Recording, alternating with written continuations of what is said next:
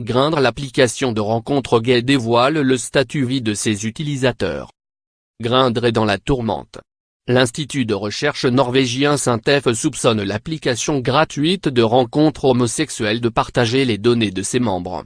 Selon les accusations, la plateforme aurait révélé le statut sérologique, la date du dernier dépistage et les données de géolocalisation de ses utilisateurs aux entreprises partenaires Aptimize et Localytics, spécialisées dans l'optimisation d'applications.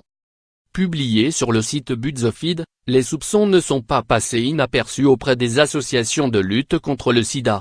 L'AID, Organisation française de lutte contre les hépatites virales et le VIH, a appelé les inscrits à boycotter l'application et lance le hashtag #DLT Grindr.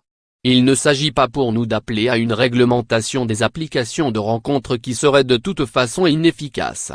En revanche, les entreprises qui font leur beurre sur la sexualité de leurs clients se doivent à minima d'être exemplaires.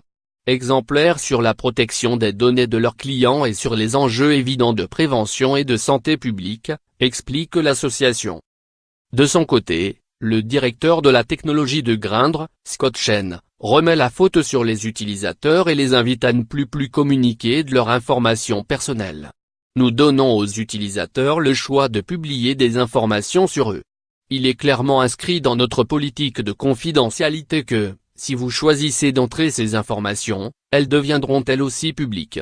Par conséquent, vous devriez soigneusement réfléchir aux infos que vous publiez sur votre profil.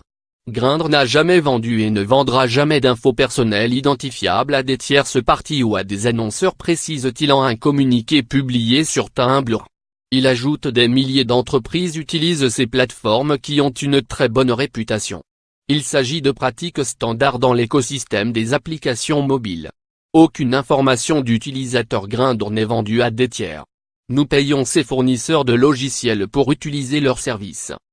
Grindr ANV, Norwil VV Cell Personal Identifiable User Information, Especially Information Regarding HIV Statut or Last Test Date, to Third Parties or Advertiser.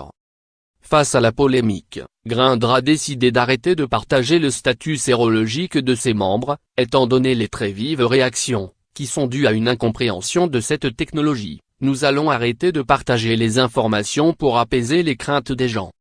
CFS. À lire aussi.